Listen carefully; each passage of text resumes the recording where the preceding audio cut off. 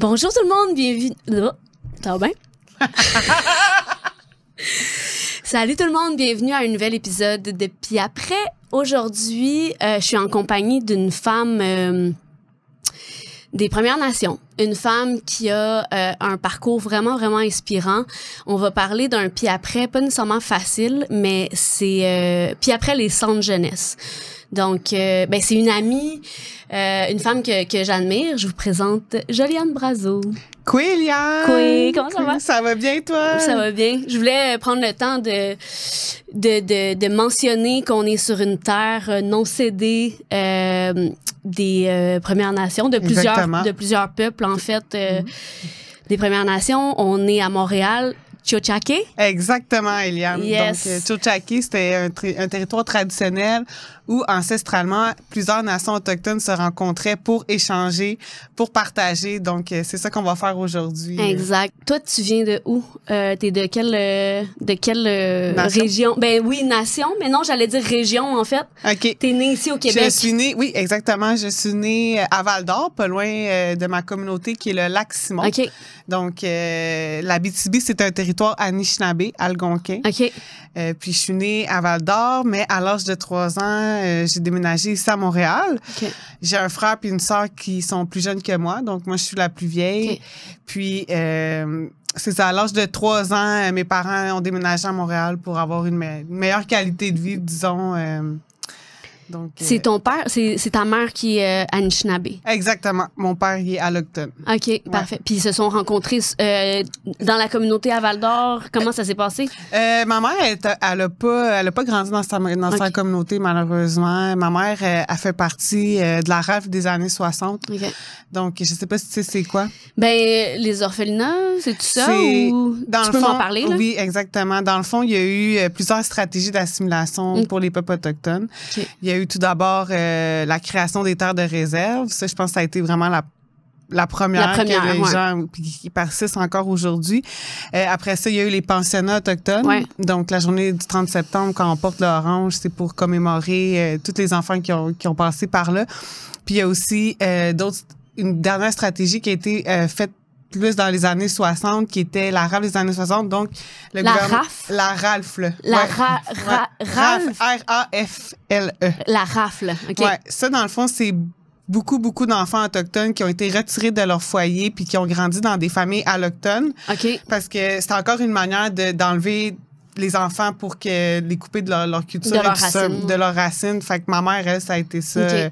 Donc, ma mère, elle parle pas sa langue, elle a pas grandi dans sa famille, elle a vraiment grandi dans une communauté, dans une famille blanche. Une famille blanche, ouais, puis, caucasienne. Ouais, caucasienne. Puis, c'est ça, dans le fond. Fait que c'est vraiment de là que mon histoire commence. Moi, j'aime bien parler de ma maman parce que, tu sais, veux pas que la souffrance que je porte puis l'histoire de vie, c'est vraiment dû à toute l'histoire, les souffrances intergénérationnelles. Absolument. Donc, c'est pour ça, pour moi, c'est important de parler de ma mère. Ben oui, t'es vraiment on va dire une porte-parole, en fait, t'as fait Occupation Double, j'ai oublié de le dire, oui. mais t'étais la première jeune femme autochtone qui a participé à cette émission-là.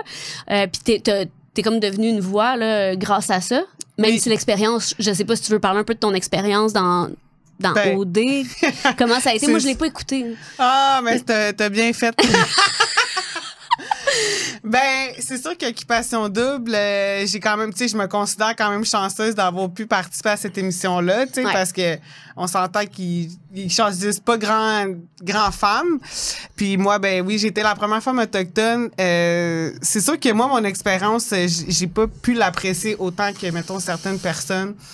À cause de justement ma différence des autres, là, tu sais, mon parcours de vie qui était vraiment différent des autres, puis mais toi tu te sentais différente au milieu de ces femmes puis ces hommes-là qui venaient d'un background, on va dire plus j'allais dire aisé, c'est-tu le mot? Peut-être pas, peut-être que c'est plus dans la normalité. Dans la normalité. Tu sais, moi, j'ai vraiment un parcours atypique. Puis comment tu définis une normalité, puis qu'est-ce que tu définis justement de anormal dans ton parcours? Parce que tu as parlé de ta mère, c'est sûr qu'il y a des cicatrices, etc. Puis toi, t'arrives en centre jeunesse à l'âge de... À quel âge? T'arrives à Montréal à 3 ans? Ouais, à 3 ans. Puis à l'âge de 6 ans, j'ai été placée, donc... en centre jeunesse? En centre jeunesse, ouais. J'ai été placée dans des familles d'accueil. Dans des familles, OK. Avec tes frères? Avec, ouais, au début, j'étais placée avec mon frère puis ma soeur. OK.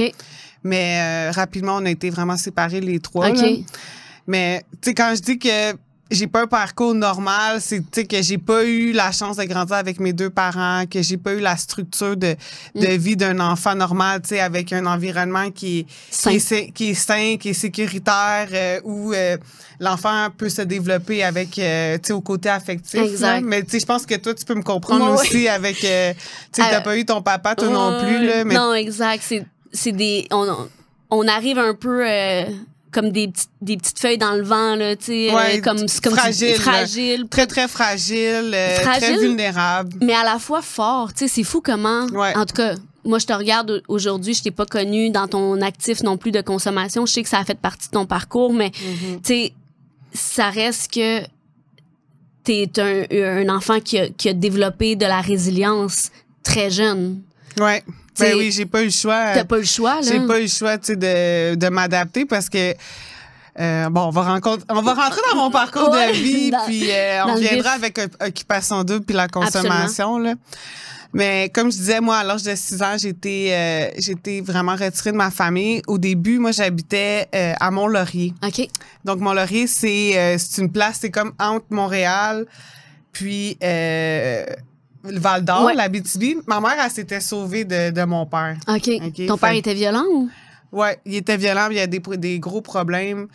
Puis là, elle a rencontré un autre homme qui il faisait de la violence conjugale. Donc, à l'âge de 6 ans, moi, mon frère et ma soeur, on était retirés du milieu. Puis après ça, ma mère est revenue à Montréal parce que là, s'était enfui. Mon père, il était à Montréal. Puis... là, c'était à l'âge de 6 ans, on était placés dans une bonne famille. OK. Une bonne famille quand même. Puis après ça, quand on est revenu à Montréal, c'est là qu'on a connu c'était quoi la misère de la DPJ parce que malheureusement, c'est pas tout le monde qui sont des bonnes personnes là-dedans. Puis on a vécu de la violence même dans les familles d'accueil. Ah ouais. Ouais. Puis, tu sais, ça m'a tout le temps... je me suis toujours demandé pourquoi on m'avait retiré de ma famille pour me mettre dans une famille où est-ce que, dans le fond, il y avait autant de violence. C'était pire. Ouais, c'était pire. C'était... Au moins, avec ta mère, t'aurais au moins été avec ta mère. T'sais. Ouais, c'est ça. Puis, ça. Est-ce que tu voyais ta mère quand tu étais dans ces familles-là? Ouais, ben oui, j'ai eu quand même la chance de garder contact avec mes 2 parents. OK. Fait que je voyais mon père une fin de semaine, puis l'autre fin de semaine, je voyais ma mère. OK. Souvent. Puis ton père, lui, était-tu dans la souffrance quand même? Ben oui, mon père... tu sais, moi, quand j'étais jeune, mon père, c'était un homme de Dieu. Là, il m'amenait à l'église. Ah ouais? Tu sais, j'ai vraiment des bons souvenirs avec mon père. Puis mon père, il est comme moi, tu sais, il a vraiment une personnalité extravertie, il est vraiment, tu sais, il aime les gens puis tout ça, mais malheureusement, il est tombé fort dans l'alcoolisme. Là. Il est encore super malade aujourd'hui. Ah ouais, hein? Fait que, il a quel âge? Il a comme 66 ans. OK. On va lui dire bonjour quand même. Là. Mais c'est ça, tu sais, il y a beaucoup de souffrance puis lui, il l'a pas pris que ses enfants soient retirés. Là. Parce que lui, il vient d'une famille d'accueil blanche autochtone. Ouais. Puis, tu sais, il était... Qu'est-ce que tu veux dire, il vient d'une famille d'accueil blanche? Il était... non, d'une famille... Il vient d'une famille blanche. Tu sais, que vraiment aisée. Plein d'amour. Plein d'amour. Puis c'était comme le seul dans toute sa famille qui a perdu la garde de ses enfants. Puis ça l'a vraiment fait souffrir, mon père. Ben, je comprends. Colin. Puis, tu sais, ça, aujourd'hui, tu sais, il est malade, puis il boit, puis... C'est la honte, tu penses? Ouais, tu penses qu'il boit la honte? Ou? Ben oui. Ouais. Il est honteux de ça, tu sais. Dans toute sa famille, tout le monde a réussi, sauf que lui, il a perdu la garde de ses enfants, puis ça l'a vraiment, tu sais, je veux dire, la souffrance est encore là aujourd'hui, là, puis il boit encore, puis, tu sais, j'y parle, mais tu sais comment c'est quand que toi-même, t'es en rétablissement, puis que t'essaies de côtoyer quelqu'un qui est encore super malade, là, c'est pas évident. Mais ça reste que tu dois être une inspiration pour lui. Il va peut-être à un moment donné se... Ben, je prie fort. Ouais. Je prie fort. Je prie moi aussi. Ouais. Oh. Mais ben oui. C'est pas... c'est tellement complexe comme... Tu sais, comme maladie, là. Puis avec toutes les... Mais souvent, c'est ça, c'est la honte, la culpabilité, mais on s'enfonce à force. Tu sais, au lieu de faire comme, OK, mais on arrête le cycle, Il y a des gens qui vont continuer de s'enfoncer, mais tu sais, peut-être que ton père, il va trouver les outils puis la force de se relever. En tout cas, j'y souhaite vraiment. Je souhaite moi aussi. Parce surtout que tu vas être grand-papa. Oui. En plus, il va être grand-papa. Il va être grand-papa une 3e fois. Ouais. 3e fois quand même. Mon garçon, moi, qui a 15 ans. T'as un garçon de 15 ans, ben oui. J'ai un garçon de 15 ans que j'ai eu très jeune. En sortant des centres jeunesse, justement. Là. Mais là, c'est ça, centre jeunesse, fait que tu vis de la violence, de l'abus. J'ai fait beaucoup de familles d'accueil, beaucoup de foyers de groupe, de barouettage. OK. Puis, c'est quoi les foyers de groupe, tu peux dans nous dire? Dans le fond, une famille d'accueil, c'est vraiment une famille. Donc, tu sais, souvent, c'est des gens bien normaux là, qui décident d'accueillir des enfants chez eux. Puis, un foyer de groupe, c'est vraiment avec des intervenants. Okay. Donc, c'est des gens qui sont vraiment formés pour intervenir auprès des jeunes qui ont des problèmes. Donc, t'habites dans un foyer, donc... Mettons ça peut quand même être une maison? Ça peut être une maison, oui, ça peut être une maison. Mais, tu sais, c'est pas des parents qui s'occupent de toi, là. C'est pas des intervenants. Parents, c'est des intervenants. Puis OK. Ouais. Puis là, aujourd'hui, il y en a-tu encore beaucoup des foyers de groupe? Parce que j'ai entendu dire qu'ils ouvrent quasiment, ils sont en train de réouvrir des orphelinats pour des enfants de comme 3-4 ans qui les mettent dans dans des bâtiments super froids, puis avec des intervenants, pas de... Ouais, c'est sûr que c'est pas le même milieu, ça donne pas le même réconfort quand t'es là-dedans. Là, je veux dire, c'est des intervenants qui sont formés. Ils font ce qu'ils peuvent, là. Mais honnêtement, je souligne quand même, ils font du bon travail. Ouais. Là, c'est pas évident de faire ce travail-là. Là. Non. Mais effectivement, c'est pas le même. La même dynamique. Non, j'imagine. Disons que... Puis, tu sais, t'es avec d'autres jeunes aussi qui ont des problèmes, là. Ouais. Fait que, tu sais, moi, à l'âge de 14-15 ans, c'est là que j'étais plus dans les foyers de groupe. Okay. Puis avant, j'étais plus dans des familles d'accueil. Tu pouvais-tu sortir, mettons? Oui. Moi, j'étais pas dans un centre fermé. C'est ça, c'était pas un centre jeunesse fermé, genre OK. Fait que tu pouvais sortir voir tes parents, puis la semaine, t'allais à l'école. Comment ça fonctionnait? Oui, la semaine, j'allais à l'école. Okay. C'est pour ça que je voyais aussi que j'étais différente des autres. Parce que je voyais les gens, tu sais, qu'eux, ils étaient avec leurs parents. Puis moi, il fallait que je retourne au foyer. Fait que, tu sais, ça, c'est quelque chose qui m'a toujours... j'ai toujours porté ça, cette souffrance-là d'être différente, de pas avoir mes parents, tu sais, puis de rentrer, puis que ça soit des intervenants qui s'occupent de moi. C'est une grande blessure, hein? C'est une grande, grande blessure. Tu penses-tu que c'est ça que t'as bu? Ouais. Cette blessure-là? Oui, ça a été long, tu sais, ça a été, tu sais, de vivre avec ça, là, c'est le manque là, d'outils dans toi. Moi, c'est vraiment ça. Ouais. C'est comme ça que je me sens, moi. Pis... Encore aujourd'hui, mais là, j'imagine t'as cumulé des outils, mais tu te sens encore des fois fragile. Ben oui, c'est sûr. C'est ça, c'est un travail d'une vie. Ben, là, 100%. Ça. Ben, apprendre à s'aimer, puis... Apprendre à s'aimer, exactement. C'est fou. Fait qu'aujourd'hui, quand même, c'est ça, après tes foyers de groupe, puis ça, à 16 ans, je suis tombée enceinte de mon garçon. Ouais, ça... pour moi, quand j'ai rencontré le père à mon garçon, là, j'avais 16 ans, puis ça a été comme tout de suite le grand amour, puis c'est la première fois que je vivais ça, tu sais. Moi qui avais tellement manqué d'amour dans ma vie, fait que ça a été vraiment fusionnel, moi et ce garçon-là, tu sais, puis c'était comme voulu que je tombe enceinte à 16 ans. Il avait la même âge que moi. Ouf. Ouais. Puis, tu sais, lui, il venait de vraiment une bonne famille. Okay. Fait que là, j'étais arrivée dans sa famille, je disais, oh, wow, tu sais, moi aussi, j'en veux une famille. Fait que, tu sais, à 16 ans, t'es irrationnel encore, t'es dans les changements, tu sais, l'adolescence et tout ça. Donc, hormonalement parlant, ça brasse, là. Ouais. Puis, tu sais, je suis tombée enceinte de mon garçon, puis, tu sais, ça n'a pas été facile, là, au début, mais je suis vraiment contente de l'avoir, mon garçon, aujourd'hui. C'est ma force, là. C'est sûr. Puis, il y a un bon papa aussi, on va le dire, là, qui s'en est bien occupé, puis... Parce que tu as eu des moments de dérive pendant cette maternité-là, dans le fond. Ouais, ben oui, tu sais, moi, j'ai pas eu la chance de vraiment vivre mon adolescence à 100% parce que j'étais placée. Ouais. Puis après ça, je tombais enceinte. Fait que là, il y avait un manque de la petite rebelle, là, petite celle qui voulait faire le party puis tout ça. Puis c'est vraiment comme ça que la consommation s'est installée dans ma vie. Hein. C'est tellement insidieux comment ça s'instaure. Là, moi, j'ai commencé, dans le fond, à boire, j'avais peut-être 18 ans. OK. Mon garçon, il y avait 1 an à peu près. Puis je commençais à travailler comme je pense que j'ai déjà dit que j'ai travaillé dans des bars de danseuses là, puis ça a été mon moyen de de payer mes études parce qu'au moins, il y a une chose que j'ai toujours voulu faire, c'est d'aller à l'école. Moi, j'étais bonne à l'école. Okay. Fait que ça m'a vraiment aidé dans la vie, là. Merci au créateur pour ça, de m'avoir donné cette force-là. Ben oui, c'est des dons, parce là. Que, ouais, mais tu sais, c'est ça. J'ai travaillé vraiment longtemps dans les bars, puis c'est comme ça que je suis devenue alcoolique. OK. Ben oui. Tu sais, au début, tu penses que tu bois pour faire le party. Pour faire la fête. Faire la fête, c'est ça. Puis à un moment donné, tu sais, c'est comme un processus hein, là, de destruction. Ouais, là, c'est ça, un processus de destruction, j'aime ça. Ouais, c'est parce qu'au début, tu t'en rends pas compte. Là, c'est le fun, c'est le fun. La vie est extraordinaire. Tu penses que tu vis ta best life. Là. Ouais, exactement. C'est vraiment ça. Moi aussi, je me reconnais là-dedans de comme être la personne que tu veux avoir à ton party. Exact, c'est ça, la fille cool là, qui la Joliane, c'était une fille de party. Ouais, tu veux que Joliane soit là. Ouais, c'est ça. Ça va lever en tabarouette. Ouais, là. exactement. Ouais. Mais tout le temps hangover, puis j'ai fait mon bac comme ça là. Je sais même pas comment j'ai fait ça, mais tu sais, j'étais vraiment l'alcoolique fonctionnel. Puis tu sais, encore aujourd'hui, mes amis sont là, j'étais en rétablissement, puis mes propres amis vraiment proches de moi sont comme ben voyons, Joliane, t'étais pas si pire que ça.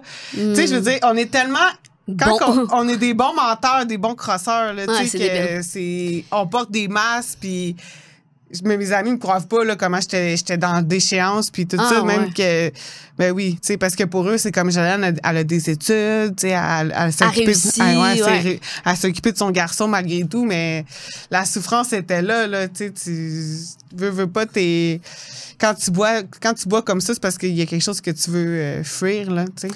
Engourdir, fuir. C'est fou comment ça touche beaucoup plus de gens aussi qu'on pense. Tu sais, cette espèce de comportement-là que on pense que c'est ça la vie, entre guillemets, tu sais. Ah ouais. Ben oui, mais ça, c'est quelque chose aussi qui est dur pour moi de se défaire des normes sociales, hein, parce que l'alcool est tellement présent dans notre société, on dirait que toutes les raisons sont bonnes pour boire. Je sais pas, moi, ma génération, en tout cas, on buvait vraiment jeune. Là. Ouais. C'était cool boire, puis on n'était pas sensibilisés pas du tout au danger de l'alcool. T'sais, mettons, je regarde mon garçon aujourd'hui, il boit pas. Là. Pour vrai? Il y a quel âge? Il y a 16? Il y a 15 ans. 15 ans. Mais il a déjà bu peut-être une bière, 2 bières, mais on dirait que la génération d'aujourd'hui, c'est pas la... En tout cas, je pense qu'ils sont plus sensibilisés. Moi, je le vois, là, personnellement. Ben, j'ai entendu dire qu'il y a vraiment beaucoup moins de jeunes qui boivent que... Il y en a, évidemment. Il y en a là, qui boivent, mais de plus en plus consciencieux de vouloir avoir une santé mentale aussi équilibrée, puis de pouvoir atteindre des objectifs et des rêves. Exactement, c'est vrai. C'est vrai. Puis la culture du bien-être, comme tu dis, là, la culture du bien-être, oui. Ben oui, parce que moi, mon garçon, il a 15 ans, puis il fait attention à ce qu'il mange. Il fait attention à ce qu'il ingère dans son corps, d'aller au gym, de prendre soin de sa santé. Fait que je pense, en tout cas, je sais pas si je suis peut-être... une influence? Ouais. Je suis peut-être une influence ici, là, mais... Ben oui, c'est sûr. Mais je pense que les jeunes sont moins... en tout cas... Moins attirés. Moins attirés vers cette mode de vie de déchéance et tout ça. Mais tu sais, quand tu y penses, c'est fou comment... Tu sais, on s'intoxique. Tu mets une substance dans ton corps qui est pas crée, mais qui est une intoxication, littéralement. C'est fou, là. Ouais. Tu sais, de l'éthanol, il y a ça dans le gaz. C'est ça. Mais on dirait que tu t'en rends pas compte. On s'en rend pas compte. C'est tellement, comme tu dis, les normes sociales. C'est que les normes sociales sont tellement... Ben, ancrées avant, c'était quoi? C'était c'était quoi les normes sociales? 12 consommations pour les hommes par semaine. Ils ont baissé ça à 2. Ouais. Ils ont baissé ça à 2. Fait que, tu sais, le monde est comme, OK, si je bois plus que 2 verres par semaine, j'ai peut-être un problème. Mais, tu sais, pas nécessairement, mais ça reste que je trouve que c'est des belles avancées dans notre société. Ça, oui, ça c'est vrai. La sobriété de plus en plus cool. Il y a plus de gens aussi qui prennent ce choix-là, on Absolument. dirait. Puis pas parce qu'ils ont pogné un bas fond, pas parce qu'ils ont tout perdu, tu sais. Parce qu'ils se rendent compte que l'alcool, c'est vraiment pas bon. Puis il y a plus d'études de plus en plus qui démontrent que c'est pas bon. Puis tant mieux, pour vrai. Moi, ça, c'est encourageant. C'est sûr qu'il y a d'autres vices dans la société, là, mais on pourrait en nommer une bonne liste.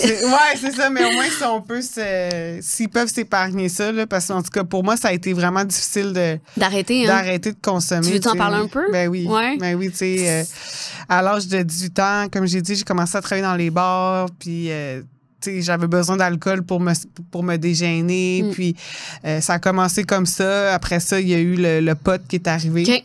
Le pot après l'alcool. Ouais. Okay. Ouais, moi, c'est ça. J'aimais pas ça, moi, fumer du pot quand j'étais jeune. J'avais déjà essayé une fois, puis j'avais trippé, là, tu sais.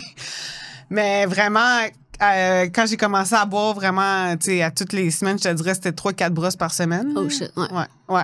Puis, tu sais, après ça, il y a eu la cocaïne qui a pris beaucoup de place aussi dans ma vie, là. Une dizaine d'années, genre? Ou? Ben ouais, à peu près. Là, oui.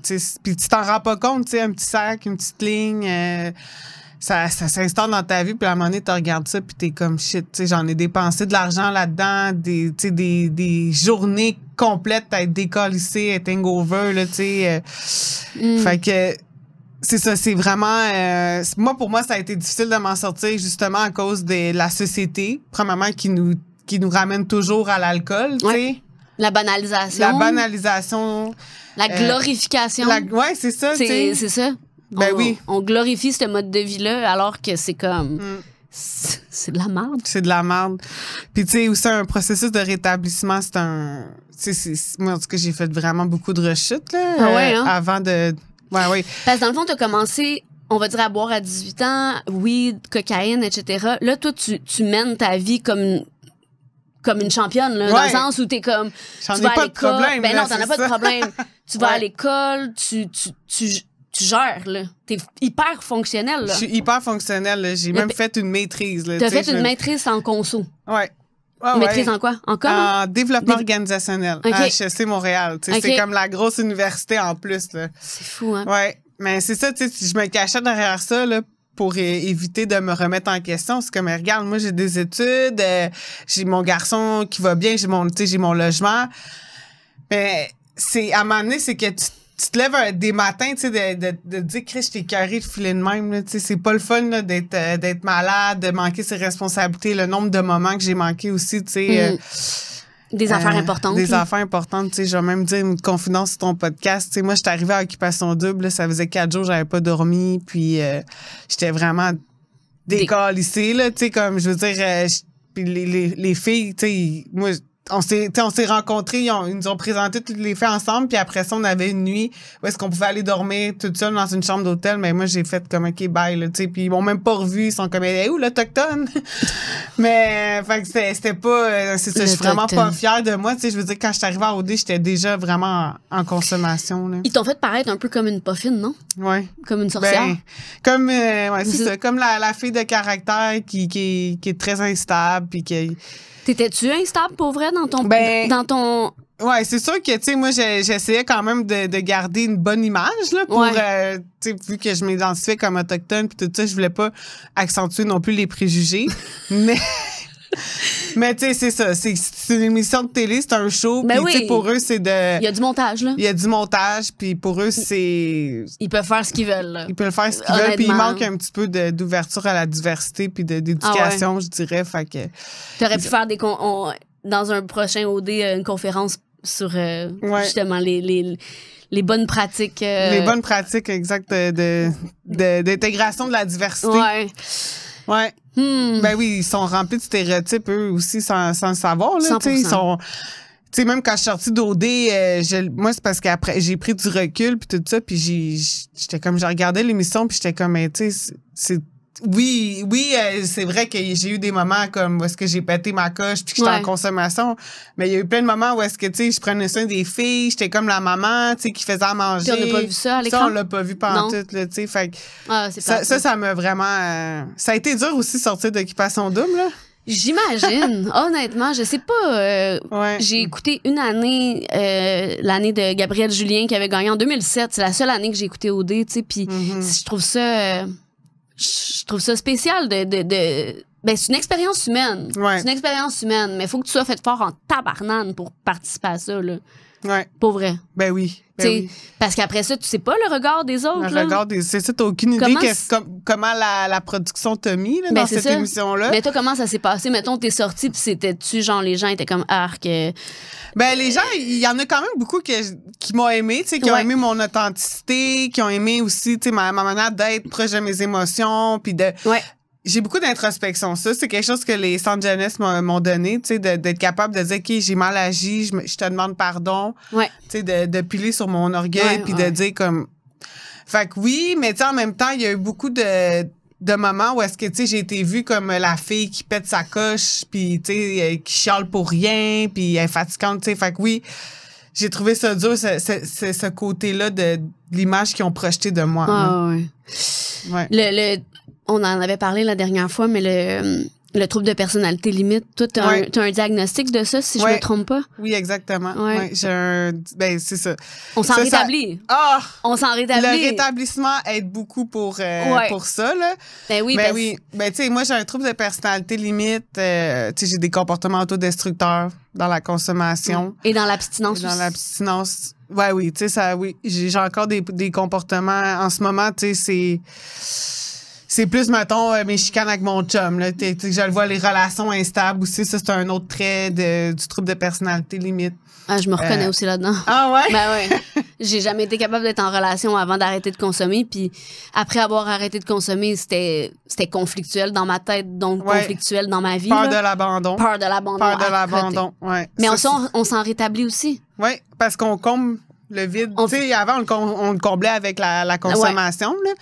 Mais tu sais, t'apprends à t'aimer vraiment. Puis, tu sais, apprendre à s'aimer, c'est gros comme c'est super guérisseur. Là, vraiment. Puis, tu sais, pensée suicidaire, ça, je l'ai eu. Là, ça va maintenant? Ouais, ça va vraiment. Ça fait longtemps que j'ai pas eu ça. Là, depuis que. Bon, depuis vraiment que j'ai commencé le processus de rétablissement. Tu sais, oui, comme j'ai dit, mon processus de rétablissement a été comme ça, là, avec plusieurs rechutes, mais ça fait longtemps que je sais que je vais me rétablir, puis que je priais.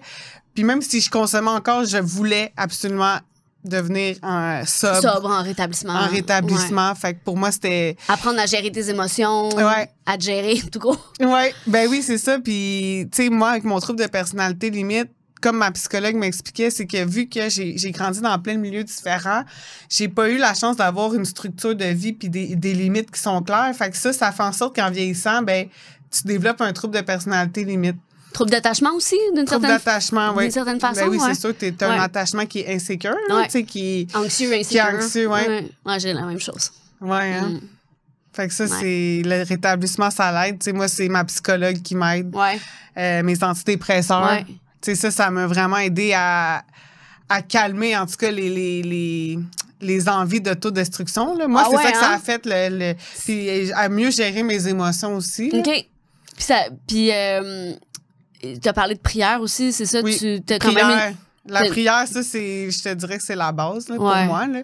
Pour moi, de savoir qu'il y a une force supérieure qui veille sur moi, qui prend soin de ma vie, que j'ai pas besoin d'avoir le contrôle sur tout.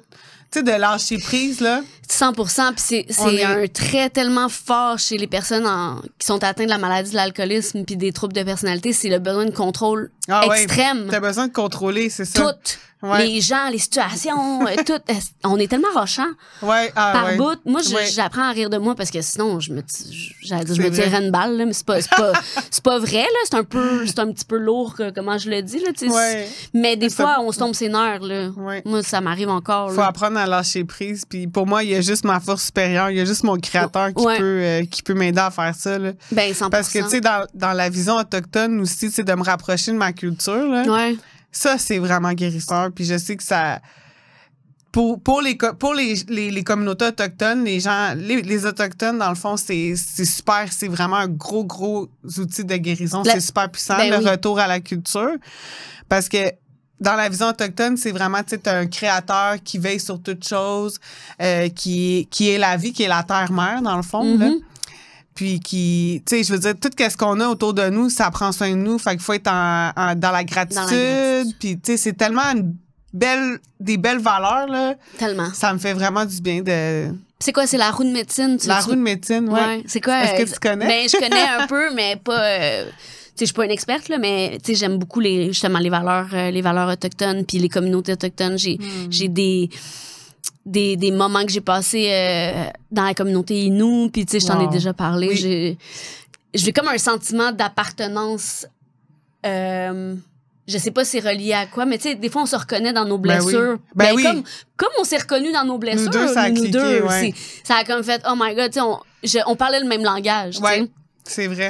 Puis, fait que je connais la roue de médecine un petit peu, mais j'aimerais ça que t'en parles. Oui, ben la roue de médecine, en fait, c'est un symbole. Dans le fond, c'est une roue, c'est un cercle avec 4 sphères.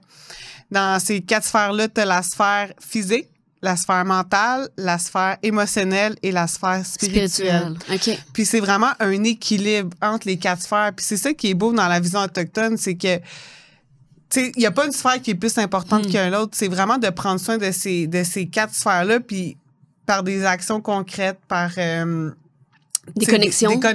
Des connexions entre les individus. Tu sais, comme là, en ce moment, je te parle, j'échange avec toi. Ouais. Là, je prends soin de ma sphère émotionnelle. Ouais. Tu sais, ça me fait du bien. Puis Et spirituel. Spirituel, ouais. À quelque part aussi. Spirituel, là, ça, c'est un côté de moi que j'avais vraiment perdu là, dans la consommation intense. Là. Je pense que t'es la personne qui me ramène le plus au créateur. Tu sais, quand on s'est rencontrés, tu me partageais ta joie, genre, de tous les cadeaux que, justement, le créateur t'a mis sur ta route, dans ta vie. Puis là, j'étais comme, oh mon Dieu, c'est tellement le fun d'avoir des gens alentour de soi qui sont justement, dans la gratitude puis dans la conscience élevée de plus grand, tu sais. Ah. Ben oui, c'est le rétablissement qui me permet de faire ça, ben, vraiment. C'est sûr. Parce que, tu sais, quand tu vibres avec la vie, tu vibres comme ça, tandis que quand t'es en consommation, t'es couché puis la vie continue. Ouais, ben t'es couché puis des fois, tu t'enfonces. Tu t'enfonces, ouais, c'est ça. Il y a pas grand vibration, le fun. Ben, tu sais, dans la gratitude, c'est un mode de vie, moi, je pense. 100%. Ça allait être vraiment être heureux parce qu'on est les seuls responsables de notre bonheur, tu sais. Ça fait chier à entendre. Ça fait chier, mais c'est vrai, tu sais. Les seules personnes qui peuvent te rendre heureuse, c'est toi-même, tu sais. Oui. Je veux dire. Mais en tout cas, moi, c'est fou comment j'ai pensé. J'ai pensé que je pouvais avoir du bonheur à travers des éléments extérieurs, dont des relations, des jobs, des accomplissements, des ci, des ça. Puis là, tu fais comme, finalement, je suis pas mieux, voire je me sens encore moins bien. C'est ça. C'est ça. Mais quand tu apprends à être dans la gratitude, puis connecté avec le créateur, puis connecté avec... Moi, je l'appelle le créateur, mais ça peut être Dieu, ça peut être... Puissance supérieure, la vie. Puissance supérieure, la vie, l'univers, tu sais. T'es en sécurité quand tu te sens en sécurité, puis tu sens que tu peux tout lâcher, puis qu'il y a quelque chose qui va prendre soin de toi, puis... C'est vraiment une force. C'est une force, là, vraiment. Puis j'espère que tout le monde va pouvoir connaître ce bonheur d'avoir cette force-là qui te soutient. C'est beau. C'est vraiment beau, hein. Puis c'est beau. Moi, je dis des fois... Avant, j'aimais pas le mot puissance supérieure. Ça me gossait parce que, justement, j'étais comme, c'est supérieur, tu sais. Puis pour moi, Dieu, whatever, comment qu'on l'appelle, c'est intérieur. Tu sais, ça se passe à l'intérieur. Puis... Mais ça se manifeste à travers des rencontres, à travers des petits moments, des petits clins d'œil, puis on dirait, là, je sais comment c'est puissance supérieure intérieure. Fait que moi, j'ai rajouté le mot intérieur à ma puissance supérieure. Ça. Ouais. J'aime ça. PSI. Ah! Ben, t'as super raison, tu sais. On fait partie d'un tout. On a Dieu dans nous, tu sais. On fait partie. On est la création de Dieu, tu sais. Absolument. Puis on fait partie de ça. Puis tous les êtres vivants, que ce soit des plantes, que ce soit des animaux, tout a une partie divine. 100%. La terre, même tout ça, tout. Qu'est-ce qu'on... Ça a été fait par des humains. C'est comme. Tout est. C'est vraiment fou. Puis. J'allais dire de quoi? J'ai perdu mon idée, fait que je vais te laisser. Moi, ce que j'allais dire, Eliane, c'est que moi aussi, j'admire beaucoup aussi ta connexion avec Dieu. Puis c'est rare les gens, on dirait, dans notre société qui veulent parler de Dieu, qui sont à l'aise. Là. Mais pourtant, pour moi, je te dis, c'est la base. Tu sais, mettons, quand je pose dans mes stories Instagram, merci mon Dieu, puis merci, Dieu est grand, puis le monde sont comme, mais c'est toi-même qui l'as fait. Non. Non, pour moi, c'est pas moi qui l'ai fait, tu sais. Ça me donne des frissons. C'est parce que tu prends pas le mérite, puis c'est ça qui fait que ta vie est autant merveilleuse. Tout ce que j'ai dans ma vie, là, oui, j'ai posé des actions. Oui, t'as posé des actions, of course.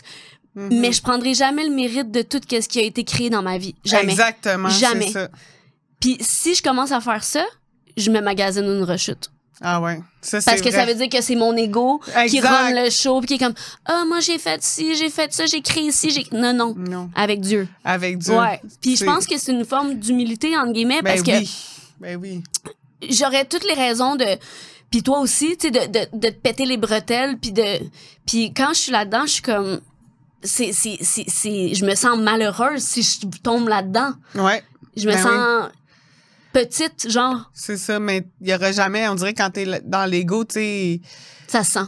Tu te sens, puis on dirait qu'il y aura jamais quelque chose d'assez bon, d'assez grand pour toi, tu sais. Tandis Exact. que quand tu te mets à apprécier tout ce que Dieu fait pour toi, t'es dans l'appréciation, t'es dans la gratitude, puis tout est beau, là. Je veux dire, tu sors dehors, il y a un soleil ou il y a un nuage, ben tu te dis merci, tu sais. Exact.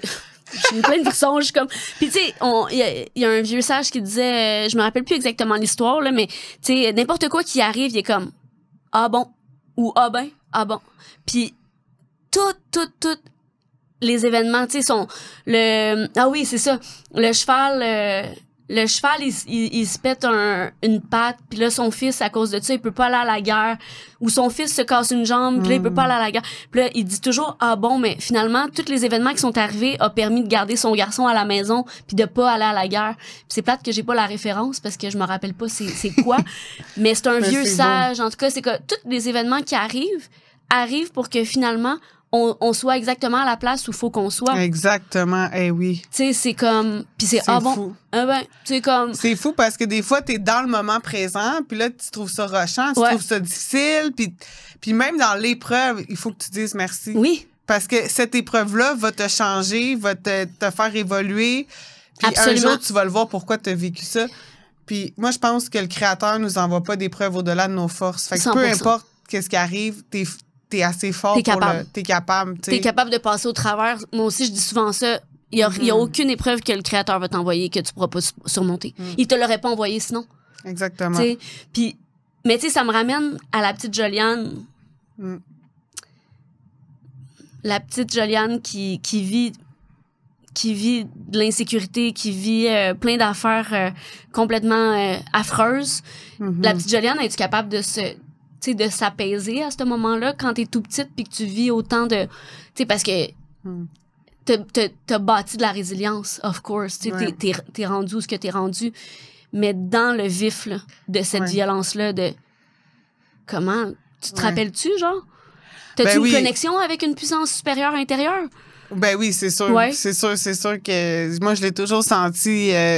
à fond. Même quand j'étais petite puis que je souffrais, tu sais, j'ai eu quand même la chance d'avoir un père qui est croyant puis qui m'amenait à l'église. Là. Ouais. Puis comme j'ai dit tantôt, c'est ma spiritualité là, moi je parle du Créateur, mais je veux dire j'ai pas de problème avec l'église là. Moi, même si l'église catholique a fait des insanités. Ouais. Tu sais, moi, je pense que c'est les hommes et non pas, c'est pas Dieu qui a fait ça, tu sais. Fait pour moi, là, je vais à l'église, là, tu sais. Ben oui. Je vais à l'église, puis tu sais, pour répondre à ta question, c'est sûr que quand j'étais jeune, là, vraiment dans la souffrance, ben j'ai toujours senti qu'il y avait quelque chose en dedans de moi, même si j'étais jeune, là, tu sais, comme qui prenait soin de moi, puis... T'avais une connexion. J'avais une connexion, c'est sûr, c'est sûr.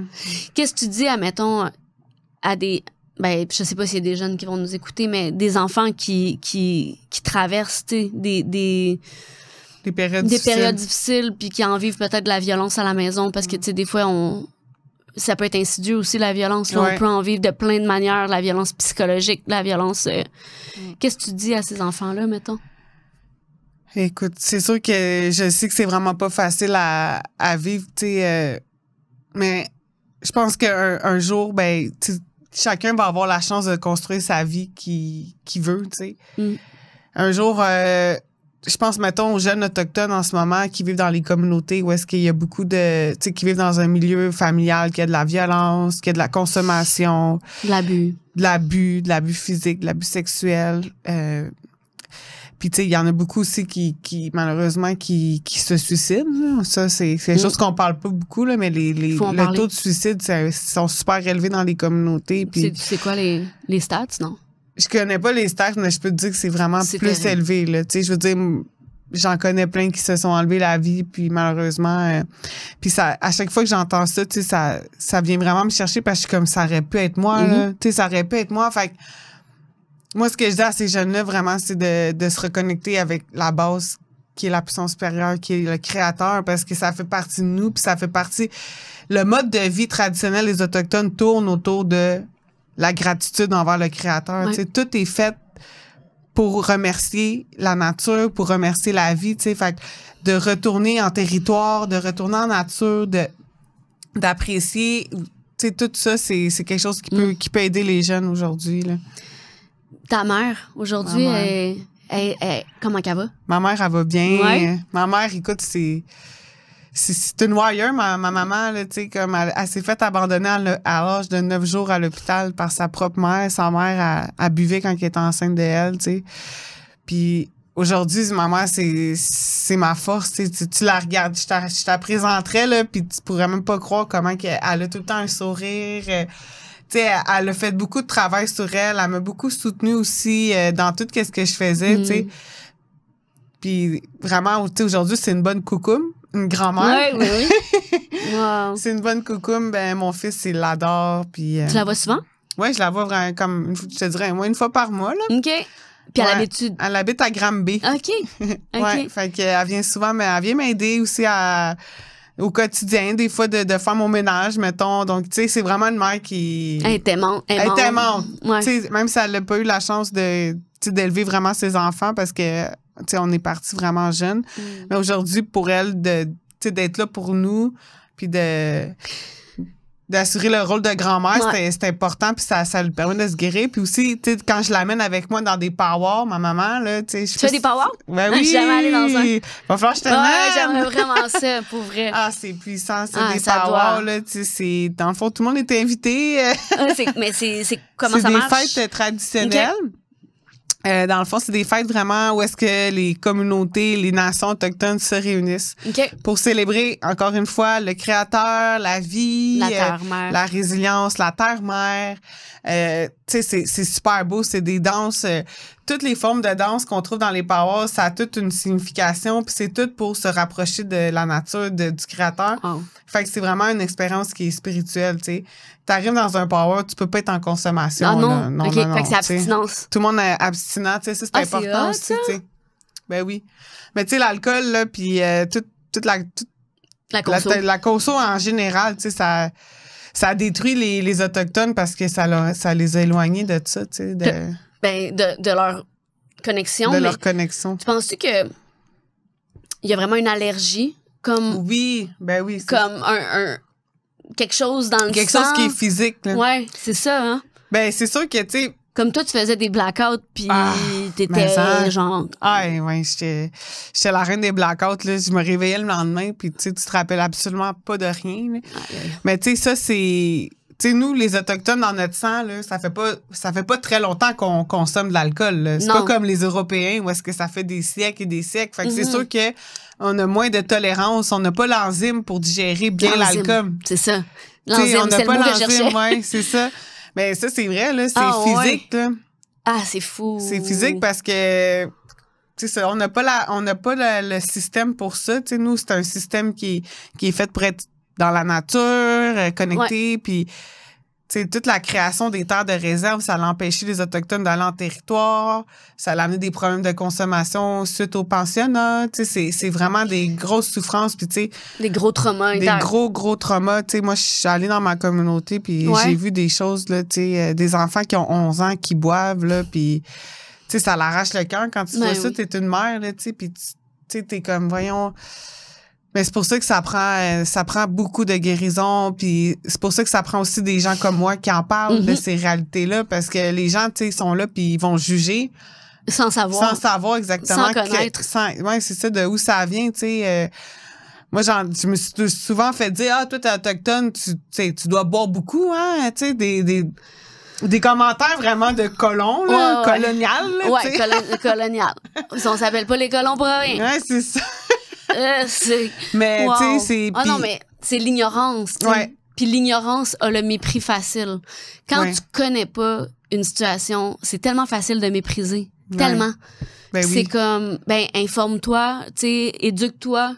Ouais. Ça prend ça, là, ça prend des Jolianes qui vont en parler, C'est pour ça que j'ai pas peur de dire que je suis alcoolique, puis que je suis en rétablissement, puis que je l'ai vraiment pas eu facile, que ça m'a pris du temps à me rétablir, tu sais. Mais t'es plus en mode victime, tu sais, t'es en mode... Non, c'est ça. Ça, c'est important aussi. C'est important de le dire parce que, tu sais, je pense qu'il y a beaucoup dans les troubles de dépendance, que ce soit allochtone ou autochtone, je pense qu'il y a beaucoup une mentalité de victime. Ceci étant dit, il y a des vraies victimes. Je dis pas que il y a des vraies victimes collatérales de l'alcoolisme, des autres, des traumas intergénérationnels, mais il reste que tant et aussi longtemps qu'on reste dans une mentalité de victime, il n'y a pas de possibilité de se rétablir. Ah, ça, c'est vrai. Hey, ça, c'est tellement vrai. Là, qu'est-ce que tu dis? Aucune possibilité parce que tu te dis, mais c'est pas de ma faute. C'est ça. C'est la faute des traumas, c'est la faute de ci, c'est la faute de... OK, peut-être, là. Mais là, aujourd'hui, là, t'es assez responsable pour savoir que t'as une maladie. Exact, c'est ça. Que t'es affecté par les traumas intergénérationnels puis que, ben, il y a des outils puis il y a des solutions puis il y a une forme de guérison qui peut se trouver, tu sais. Ça, c'est vrai. Mais les jeunes, faut qu'ils sachent ça parce que... Faut qu'ils sachent, les jeunes. Vous êtes pas... Tu sais, oui, vous êtes pas responsable de tous les traumatismes. Ni des abus. Non, mais vous êtes responsable de prendre en main votre vie. Exact, puis de dire, regarde, moi, ma vie, je la prends dans mes mains puis j'en prends soin, tu sais. Puis je vais créer quelque chose de beau. Moi, ma psy, elle me dit souvent, regarde toutes les cellules de ton corps, là. Elle dit, regarde, là, comme faut que t'en prennes soin, que t'es aimes. Chacune de tes cellules, t'es aimes. C'est ça, la reconstruction, tu sais. Wow, j'aime ça. Ouais, c'est beau. Ma psy, elle est vraiment sa coche, wow. là. C'est quoi son nom? On peut-tu la consulter? Ah, non, ben, oui, mais en tout cas, je donnerai pas son nom, mais tout ça pour dire qu'elle a fait de la bonne job sur Regardez-moi. Ouais, c'est ça. Mais sérieux, là, tu sais, c'est... Puis oui, c'est ça, d'arrêter dans la mentalité de victime, là, c'est tellement important, là. Mais, moi, ça a été dur, là, moi, d'arrêter de me victimiser. Absolument. Là. Hey, j'étais tellement la pire du monde, puis pauvre de moi. Tu sais, je veux dire, tout ce qui m'est arrivé, puis ici, puis... Tu l'as pas eu facile, c'est clair. Non. Là. Mais à un moment donné, c'est ça, tu changes ton mindset. À un moment donné, c'est ça, j'ai fait comme, OK, là, c'est parce que si je le fais pas, personne va le faire. T'sais. Personne va le faire, puis tu vas mourir. Ah oui, c'est ça. Je l'ai vu, la mort, moi. La dernière fois que j'ai bu, là, je l'ai vu, la mort. C'est quoi qui est arrivé? Écoute, c'était le jour de ma fête. Là, ça faisait longtemps, comme je te dis, que j'étais en train de prier là pour dire, comme, s'il vous plaît, mais je veux avoir la force, puis... En tout cas, je me suis brûlé la face avec de l'eau bouillante, là. Fait que là, j'avais comme tout... C'est le jour de ma fête, tu sais, bonne fête. J'avais toute la face brûlée, l'oreille grosse de même, tu sais. Fait que là, j'étais comme... OK, mais c'est quoi la prochaine chose qui va m'arriver, là? C'est quoi, là? Genre, je vais mourir ou... Puis là, ben, regarde, j'ai demandé vraiment à Dieu, puis ça a été tough, là, au début, là. Tu sais, même encore aujourd'hui, je vais l'avouer, des fois, je trouve ça dur. Ouais. Qu'est-ce que tu trouves dur? Ben, tu sais... Là, on vient de passer l'hiver. Ouais. C'était mon premier hiver à jeun. Mais tu sais, des fois, des journées où est-ce que tu t'ennuies vraiment, que c'est plate ou que t'as pas une bonne journée, de vivre tes émotions à frette, là. T'observes-tu tes pensées qui t'amènent... Ben, ta psy, elle doit t'amener là, j'imagine, de comme voir c'est quoi les pensées que t'as, puis c'est quoi l'expérience émotionnelle que t'as. Ouais. Ça, c'est sûr que c'est un apprentissage parce que les émotions... Moi, mes émotions, en tout cas, sont vraiment fortes, là, puis, tu sais, on est vraiment de même, moi, puis mes émotions, là, tu sais, fait faut vraiment que, des fois, autant que ça peut être une force, mais ça peut être ma faiblesse aussi. Mais, ouais, je trouve ça dur, des fois, de dealer avec n'importe quoi, tu sais, des souffrances du quotidien qu'avant, t'avais l'habitude de prendre le verre, là, puis de maintenant, de faire comme, OK, là, je le vis, là, tu sais, comme, je le sens, tu sais, fait que... Mais c'est dans l'acceptation, la pleine conscience, la respiration. Tu sais, tu te donnes des trucs aussi, là. C'est clair. Des fois, c'est juste d'aller me coucher parce que les émotions me prennent trop d'énergie. De jus, ben oui. Fait que, là, et le bébé que tu construis. Ça aussi, ça tire du jus. Ça, tu sais, tantôt, je parlais de la mort, mais aujourd'hui, je suis dans la vie, tu sais. Je suis enceinte de 23 semaines. C'est malade. Un petit garçon qui s'en vient. Fait que je suis vraiment... c'est des beaux cadeaux. Des cadeaux, des bénédictions là, du Créateur, tu sais. Quand je regarde ma vie, là, juste ça va faire 8 mois que je suis ça. Puis juste en 8 mois, là, tu sais, je veux dire, je travaille au Jardin botanique de Montréal, je travaille au Jardin des Premières Nations, tu sais, c'est... Oh, wow! Pour moi, là, c'est la job de rêve, tu sais, je me guéris à travers ce travail-là, tu sais, de faire, tu sais, de retourner à ma culture puis d'avoir une job qui me permet de faire ça, tu sais, de me reconstruire, là, c'est beau. C'est incroyable, là. C'est beau. C'est d'autres bénédictions, c'est des promesses, c'est... Ben oui, tu sais, toi, t'es un beau cadeau aussi dans ma vie. Tellement! On serait pas connus, là, si j'avais été... On s'est connus à travers les réseaux sociaux, encore une fois, merci les réseaux sociaux. C'est fou comment... autant que je déteste autant que j'aime les réseaux sociaux. Mais pour les rencontres, puis tu sais, je me rappelle plus, je pense que je t'avais félicité, genre, pour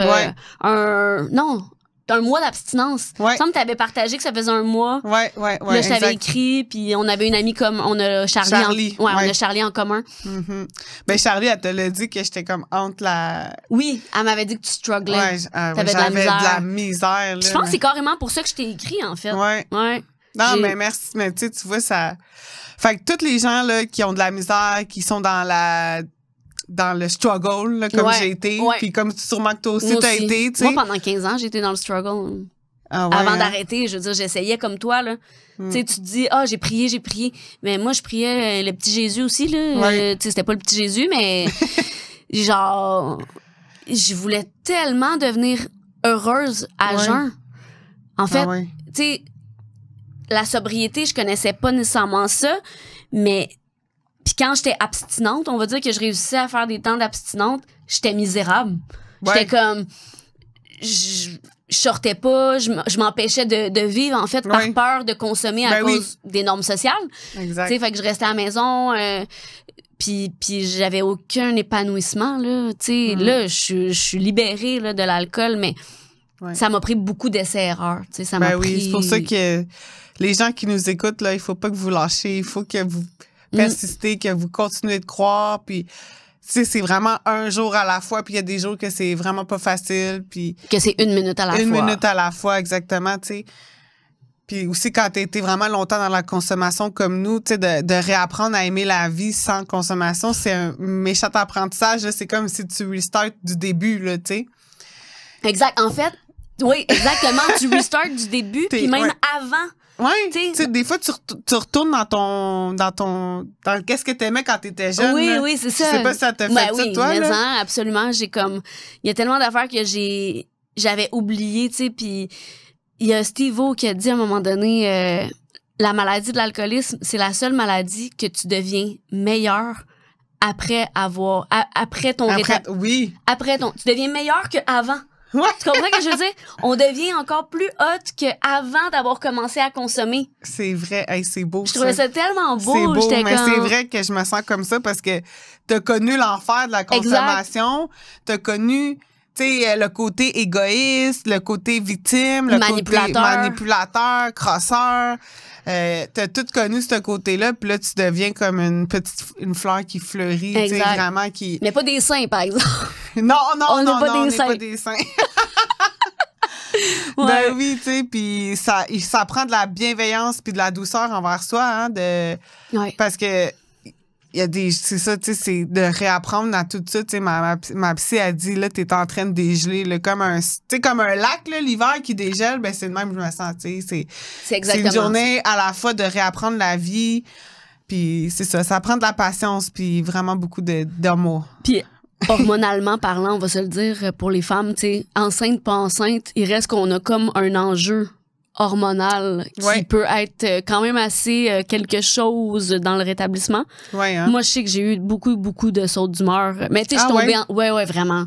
vraiment. Puis, tu sais, on avait parlé des espèces de... comment que t'avais dit ça la dernière fois? T'as un terme, là, trouble... pétage de coche, là. Genre... impulsion. Crise d'impulsion. Une crise d'impulsivité. Ouais, c'est ça. Mais ça, moi, j'ai eu ça, là.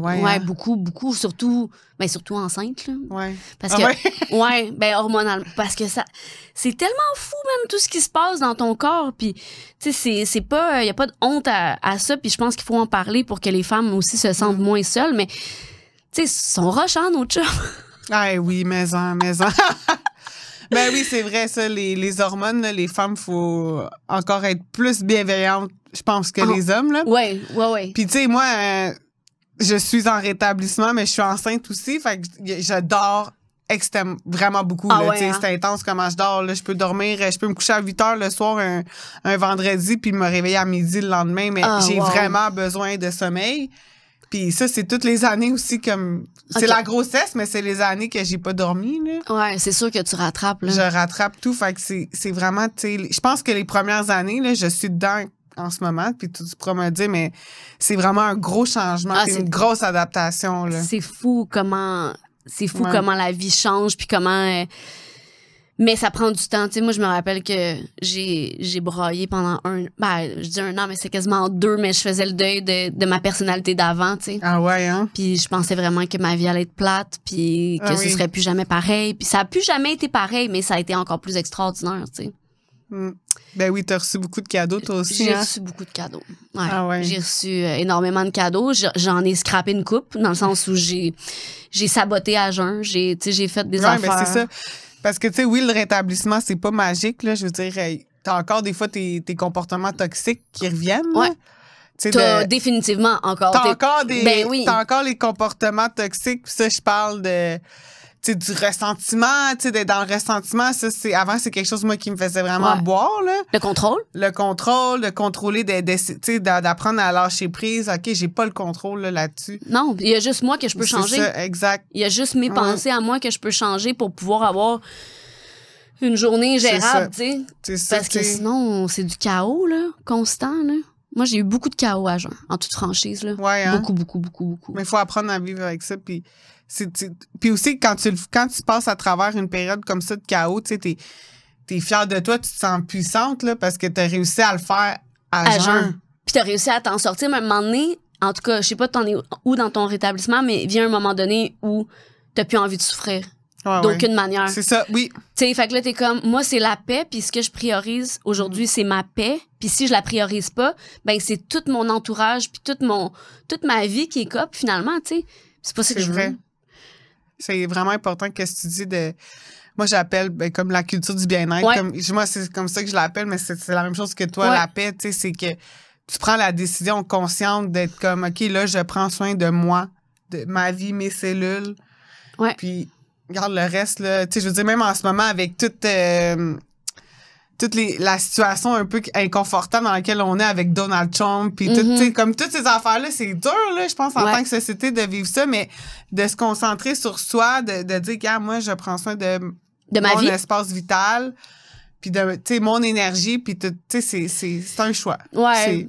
C'est ça. Moi, je peux pas embarquer dans toutes les affaires médiatiques, puis tu sais, le bullying, puis tout, là, il y a vraiment beaucoup de bullying, tu sais, c'est comme s'il faut que tu choisisses un camp, mais quand tu choisis un camp, tu deviens automatiquement bully, tu sais. Ouais. Que ce soit à gauche ou droite.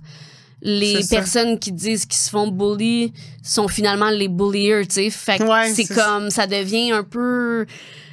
Ça devient lourd. Puis c'est comme, non, moi, je veux me concentrer, mettons, sur la vérité, sur l'authenticité, sur des échanges qui nous permettent de réfléchir d'une manière bienveillante puis dans l'amour le plus possible. Oui, c'est bon qu'est-ce que tu dis. Ouais. Les échanges. Des échanges. Les échanges entre êtres humains, c'est... En tout cas, les peuples autochtones, depuis des millénaires, c'était comme ça, eux autres qui se guérissaient, là. En échangeant. En échangeant, en partageant, en s'associant en cercle pour représenter l'égalité, la continuité, les échanges entre êtres humains, entre personnes aussi intergénérationnelles. Le troc aussi? Le troc, ouais. Il y avait des échanges. Exact, tu sais, c'est tellement une belle culture, puis je pense que c'est de revenir à la base, dans ces temps vraiment pas faciles pour nous en tant que société, mais de revenir à la base de sur quoi j'ai le contrôle, puis comme tu dis, la guérison par les échanges. Puis, tu sais, je pense que il y a beaucoup de bruit, il y a beaucoup de bruit médiatique qui a comme pas raison d'être, si je peux dire, dans le sens où il y a beaucoup de mensonges, il y a beaucoup de choses qui sont, je trouve, difficiles à...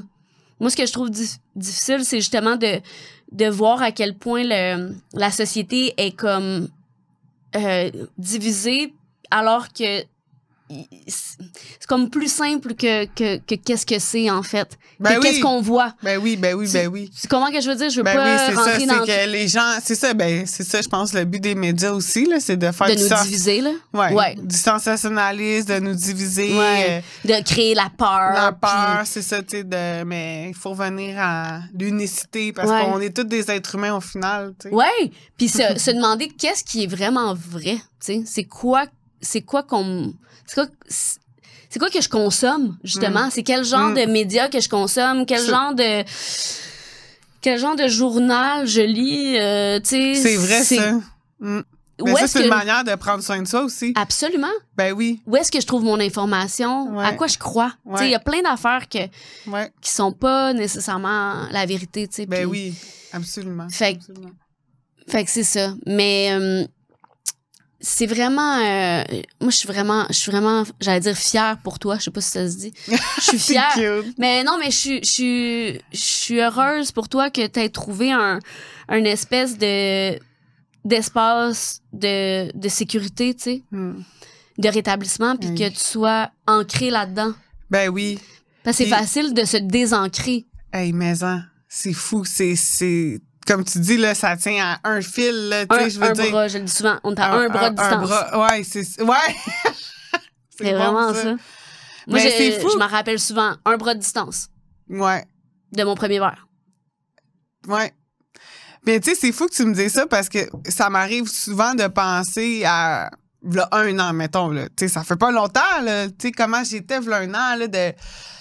Tu sais, de pas être capable, puis ça me faisait souffrir aussi de pas être capable de dire « Chris, je veux prendre soin de moi, là, je vais arrêter de consommer. » Mais c'est vraiment, tu sais, c'est un jour à la fois, puis c'est comme la culture du bien-être, puis je pense qu'avec les années, ça va juste être encore mieux, tu sais. Et de plus en plus facile, je pense. Oui, c'est ça. Ben oui. Sous toute réserve. Faut juste abdiquer un moment donné, parce que, tu sais, je pense que beaucoup de gens moi, je dis souvent, là, j'ai perdu le privilège de boire. Je me suis tellement... c'est bon, ça. Je me suis tellement pété à la face, là. Je me suis tellement démolie, détruite, que, genre, un moment donné, il a fallu que je fasse, ben là, ça suffit, t'arrêtes la destruction, mais je me vends pas l'idée que peut-être, à un moment donné, je vais être capable de boire normalement. Non. Non, je suis... Ça, là, moi, ça m'arrive encore de l'avoir, c'est sûr, là, tu sais, mais... Mais c'est ça, t'es jeune dans ton rétablissement, mais je te souhaite... mais je sais que c'est un crosseur. Puis je l'ai tellement écouté, puis c'était lui qui me faisait rechuter souvent, tu sais. Absolument. Le petit crosseur, OK, ouais, tu vas être capable. Non, on est malade, là. C'est comme quelqu'un qui a le diabète, tu sais. Il va pas se clencher un pot de crème glacée au complet, là, tu sais, je veux dire... Ça dépend de son type de diète. Non, c'est ça. Mais tu sais, c'est ça, c'est que t'es allergique aux peanuts, là. Tu vas pas aller manger des toasts au beurre d'arachide, là, tu sais. Ben non. Mais c'est ça, tu sais, puis il faut vraiment pas écouter le crosseur parce que c'est lui, il fait partie de notre maladie. Absolument. Là, il y a juste moi qui est intolérante au lactose puis qui boit du lait pareil. Il y a juste moi je suis vraiment, c'est vraiment con, là. Puis là, j'ai full d'inflammation puis je suis comme, me semble que je suis inflammée pas mal puis c'est vraiment ma consommation de lactose. Mais t'as fait le choix. J'ai fait le choix de boire du lait avec lactose. Exact. Mais j'allais dire de quoi par rapport à ce que tu viens de dire, c'est quoi que tu viens juste de dire? Répète donc, voir. T'en rappelles-tu? J'ai dit dans le fond que... Attends, non, je me rappelle. Je m'en rappelle plus. Voyons, c'est dans mes con. Comprendre, non, mais qu'on est malade, qu'il faut pas écouter le côté crosseur. Exact. C'est, dans le fond, l'alcoolisme, là, la dépendance, c'est la seule maladie qui te fait croire que t'es pas malade. Ouais. T'avais-tu déjà entendu ça? God. C'est la seule. Non, mais ça, j'avais jamais entendu. C'est la seule maladie qui te fait croire que t'es pas malade. Que toi, c'est différent. Toi, tu vas être capable de boire la prochaine fois comme une personne civilisée. C'est la seule maladie, c'est vrai. C'est vrai, Chris, toute ma vie, je me suis obstinée à essayer de boire normalement, puis je me ramassais blackout à faire des niaiseries dans les toilettes. C'est ça. Nous, on est foutus, on en prend un, puis c'est la mort, là. Tu sais, c'est... Puis on peut pas généraliser, pas tout le monde est comme ça, mais il y en a beaucoup qui sont comme ça, puis qui savent pas qu'ils sont comme ça, puis que... c'est ça. Peut-être ça va résonner, tu sais. J'espère, en tout cas. Ben oui, j'espère. Ouais. Fait que si tu nous écoutes puis t'es pas capable de prendre un verre puis d'arrêter, là, ça veut dire que t'as peut-être des problèmes. C'est ça. Ben, crime, c'est vrai, j'en vois tellement. Oui. Hey, j'étais allée au Lucille, là, v'là comme 2-3 semaines avec mon chum puis puis là, j'avais un peu soif, là, tu sais. Fait que là, mais comment Dieu est bon? Oui, Dieu ok, bon. vas-y. Excuse. Fait que je prie. Qu'est-ce que tu après ça, je prie. Là, j'ai dit, là, j'ai soif, là, puis aide-moi, là. Aide-moi. Puis je me connecte vraiment, tu sais. Ouais. Fait que là, je rentre dans le restaurant, puis là, il y a une fille complètement torchée, là, à peu près de mon âge, là, puis elle est assise au bord, mais elle crie, puis là, je la regardais de même, là. Mon chum, il dit, elle, c'est rien, comparé à toi, comment t'étais, tu sais. Fait que là, ça m'a fait dire, OK, je veux pas retourner là tu sais. Dieu m'amène la vérité de qu'est-ce que j'ai besoin de savoir, tu sais. Exact. Il t'a montré la vérité. Il m'a montré. Ah, je te dis, c'est fou. C'est fou, mais c'est débile comment tout ça... Puis là, plus tu comment dire... tu chemines, puis que t'observes ça, tu vas en voir de plus en plus, puis à un moment donné, tu vas comme être libéré, tu sais. Ouais. Mais en tout cas, je te le souhaite vraiment. Ça doit pas être facile d'avoir soif. Non. Ça doit pas être cool. Les cravings, mais... Moi, en tout cas, j'ai parlé avec beaucoup de gens qui sont malades, puis ils m'ont dit que c'est... Qui sont alcooliques? Ouais, alcooliques, là, qui sont... Puis les cravings, ça s'en va pas. Toi, t'en as-tu, toi, des cravings? Ben moi, j'ai vraiment abdiqué, là. Moi, je suis comme... Qu'est-ce qui s'est passé? Puis je peux le raconter, c'est que quand je suis rentrée en thérapie, le 9 ans, en sortant avec la personne qui m'accompagnait dans mon cheminement... elle m'avait montré les fameuses étapes des 12, voyons, des alcooliques, le programme des 12 étapes. Puis là, j'étais comme, nous avons perdu la maîtrise de notre vie. Non, nous avons admis que nous étions impuissants devant l'alcool et nous avons perdu la maîtrise de notre vie. Puis là, j'étais comme, pas perdu la maîtrise, dans ma tête. Dans ma tête, j'ai pas perdu la maîtrise. Le plus grand mensonge. Plus grand mensonge. Là, elle me dit, elle dit, Eliane, en anglais, elle dit, c'est comment quand tu bois? Fait que là, je suis comme, je deviens conne, je deviens violente, je deviens agressive, je deviens une personne que je veux pas être, je couche avec des inconnus, je fais des affaires que je ferais pas à jeun, etc. Mes valeurs sacent le camp. Juste d'avoir tout énuméré ça, elle me dit, c'est ça de perdre la maîtrise, puis t'es complètement impuissante devant l'alcool. Puis là, j'ai fait 1 + 1 = 2. J'ai fait, si je bois, je deviens ça. Si je bois pas, je peux sûrement devenir quelque chose de mieux. Oui, c'est vrai. C'était une équation mathématique que j'ai faite. C'est bon, ça. T'es rationnel. Oui, exact. Ouais. Autant que je suis émotive, autant que... Ouais, mais ça, c'est vraiment hot. Comment t'expliques ça? C'est vraiment ça qui s'est passé. J'ai fait 1 + 1 = 2. Ouais. OK, si je bois, je deviens conne. Si je bois pas, je vais peut-être pouvoir devenir une meilleure version de moi-même. C'est ça. Puis j'ai plus jamais rebu. C'est bon. Puis j'ai plus me rappeler de ça. J'ai plus soif. Ouais. Il y a eu certains moments...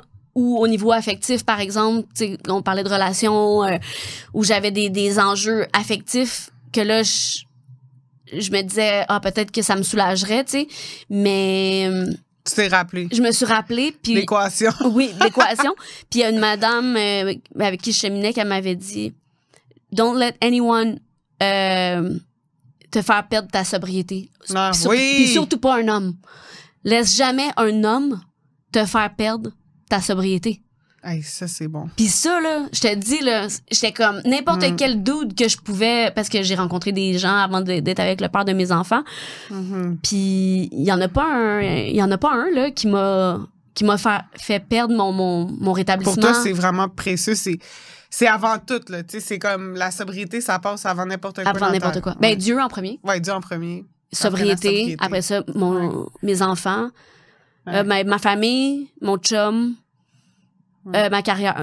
Non, j'allais dire ma carrière avant mon chum, mais c'est un peu... Non, mais c'est mon... écoute, ce serait... C'est une bonne question. Ouais, je pense que ma carrière vient avant mon couple. Peut-être que la vie va t'amener ailleurs. Peut-être que la vie va m'amener ailleurs. Mais mon chum, il le sait, je pense. Puis, tu sais, je pense qu'il est beaucoup aussi, lui, dans sa carrière. Puis on est là dans nos saisons de nos vies, tu sais. On est dans se construire, si je peux dire. Le couple prend peut-être un petit peu moins d'importance en ce moment, mais c'est correct, tu sais. On n'est pas on n'est pas dans la souffrance de tout ça, là, tu sais. Non, c'est pas... ça, vous acceptez, vous êtes bien là-dedans. Ouais, mais peut-être que ce serait bien que je mette le chum avant la carrière quand même. À réfléchir. Toi, c'est-tu le créateur en premier? Oh mon Dieu, oui. Oui, écoute, j'ai pas le choix, là. Sans lui, je suis rien, là. Tu sais, je veux dire, sans lui, je suis la fille misérable, là, au bord. Qui était au bord, là, tout croche, là, puis qui envoyait chier tout le monde, puis que, regarde, je veux dire... c'est fou, quand tu me parles de toi en consommation, c'est moi, on est tous pareils, là, tu sais. Moi, j'étais Dr. Jekyll and Mr. Hyde, là, tu sais, tu devais être quelque chose. Non, pour vrai, c'était fou. Puis tu sais, comment je suis, j'aime les gens, tu sais, je suis à l'écoute des gens, je suis sensible. En consommation, j'étais tout le contraire, là. Je regardais le monde de haut, puis j'envoyais chier tout le monde. J'étais vraiment, là, écoute, l'ombre de moi-même, là. Tu sais, puis genre, je me rappelais de rien, là, puis le monde était comme, t'as fait ça, c'est impossible, tu sais, j'étais exhibitionniste, je me montrais partout, la honte, là, tu sais, je veux dire, puis ouais, c'est vraiment un bon truc que tu m'as donné. En tout cas, je vais l'utiliser, là, ton truc de l'équation, de dire comme, regarde, Joliane, plus un verre d'alcool, ça va là. Ça va dans Joliane, avec un verre d'eau, ça va, tu sais... Joliane, en sobriété, ça va, écoute, ça va que j'ai fini ma maîtrise, ça va que je travaille au jardin botanique, je suis enceinte, que j'ai des bonnes relations avec mon garçon, ma famille, mon chum. T'es là pour tout le monde. T'es là pour les gens. Je suis là pour les gens, tu sais, je veux dire, je prends le temps de parler de ma vulnérabilité sur mes réseaux sociaux. T'es vraiment hot, ça, que t'en parles. Ben, puis il y a plein de gens qui sont comme merci d'en parler, tu sais, parce qu'il y en a pas beaucoup, là, qui parlent de ça, de ce cheminement-là, puis pour moi, c'est important. Si je peux aider juste une personne, ben, ça deviens un modèle, tu sais, sans se mettre de pression, ça reste important parce que ça te garde quand même dans un chemin lumineux, tu sais. Oui, exactement. T'sais, même quand ça va pas, des fois, d'en parler, ça peut aider, tu sais. Ben oui. Vraiment. Ben oui, je l'ai encore dit un matin, tu sais, je veux dire, je trouve ça... J'ai pas trouvé ça facile, les derniers jours, pas de soleil, puis qu'il y a de la pluie, puis c'était pas facile pour le moral, puis j'étais comme crime. C'est la première fois que je passe un hiver à jeun.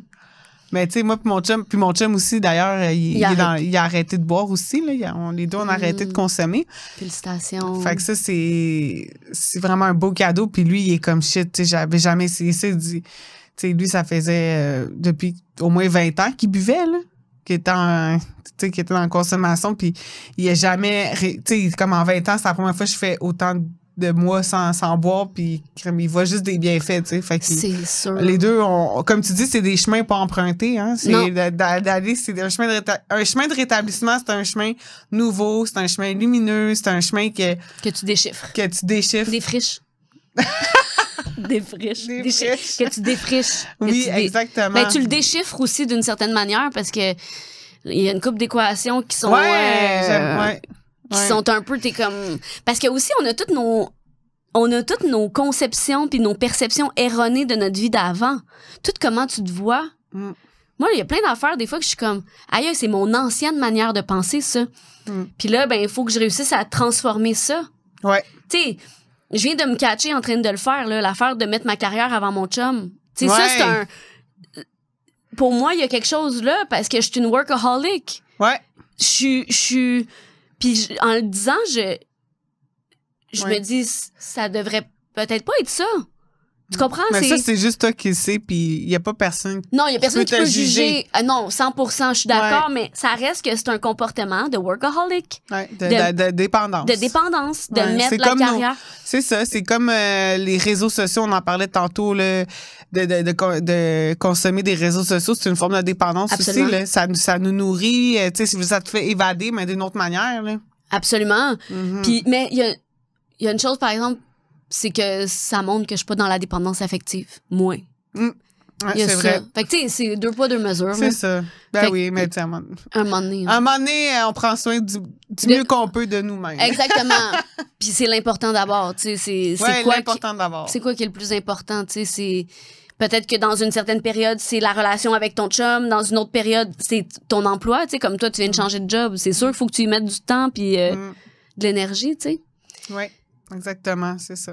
Congé de maternité, ça va se passer... Ça va se passer dans 3 mois. Déjà? OK. Ouais. Ben écoute, là, c'est ça. C'est sûr que ça va être un méchant changement de retourner des couches après presque 16 ans. C'est fou, mais au moins, t'es jeune. Ouais. T'sais. Ouais, mais je suis rendue là dans ma vie, tu sais... parce que souvent, on me pose la question comme « Ah, pourquoi t'as attendu aussi longtemps? » Mais je m'aurais pas vu avoir un autre enfant avant... Avant là, tu sais, c'est là que le créateur m'a donné ce cadeau-là, puis c'est un beau cadeau, là, tu sais. C'est fou. Puis je suis rendue, tu sais, j'ai 32 ans, là, fait que je suis rendue dans un stade de ma vie que j'ai beaucoup à offrir. Puis je veux partager ma résilience, je veux donner ça à quelqu'un, tu sais. Mon garçon qui a 15 ans, j'y donne... Mais tu sais, lui, il m'a vu dans la consommation, mon gars, puis tu sais, j'ai beaucoup d'amende honorable à lui faire que j'ai commencé à y faire. Hein. Ouais.